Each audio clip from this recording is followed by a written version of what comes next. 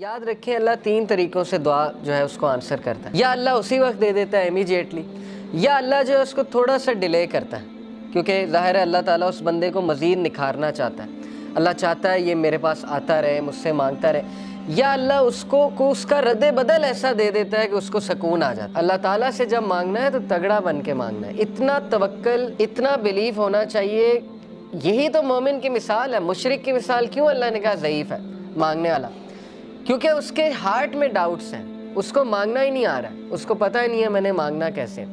لیکن بلیور کے ہارٹ پہ اللہ تعالیٰ نے یقین طاری کیا ہوا ہے کہ وہ مانگنے والا بھی بہت اسٹرانگ ہے، اور جس سے مانگا جا رہا ہے وہ تو پھر اللہ ہے. اللہ سے جب مانگتے ہیں تو پھر 100% ہوپ کے ساتھ مانگتے ہیں. یہ دعا کے آداب میں شامل ہے.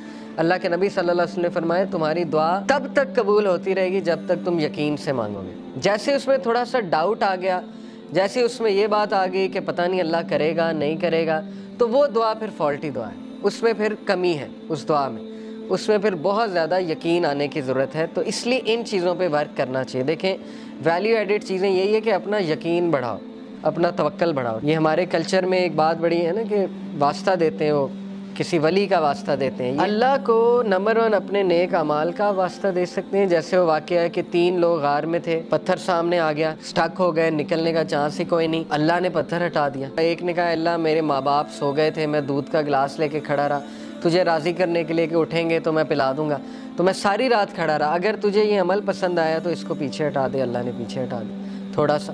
دوسرے نے کہا اللہ مجھے دعوت گناہ، میں گناہ کرنا چاہتا تھا، لیکن اس عورت نے جب میں انٹر ہونے لگا تو اس نے کہا اتق اللہ، اللہ سے ڈر جا. تو اس نے کہا میں ڈر گیا اللہ.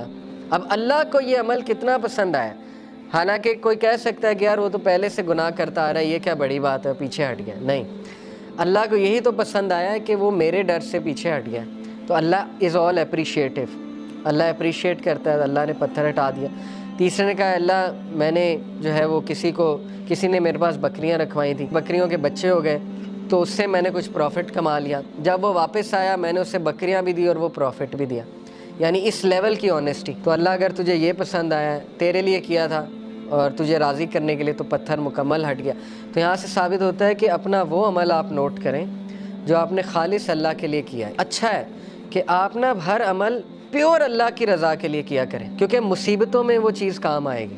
ٹھیک ہے نا، جب آپ پہ مشکل وقت آئیں گے تو آپ وہ کوٹ کر سکتے ہیں. اس میں کوئی پرائیڈ نہیں ہے کوٹ کرنے میں، بلکہ تو اچھی بات ہے کہ اب آپ اپنا ہر عمل میک شور کریں گے کہ وہ اللہ کی رضا کے لیے ہو، خالصتاً میں اللہ کو راضی کرنے کے لیے کروں. اور یہ کہ اللہ کے ایٹریبیوٹ سے اسے پکارا جا سکتا ہے، اللہ کو اس کے ناموں کا واسطہ دیا جا سکتا ہے. اے اللہ تو الجبار ہے، تو الفتاح ہے. الفتاح کون ہوتا ہے؟ راستے کھولنے والا. جب سارے راستے بند ہیں تو اللہ الفتاح ہے. تو یہ ہے اصل میں دعا کرنے کا طریقہ اور دعا کرنے کا ادب.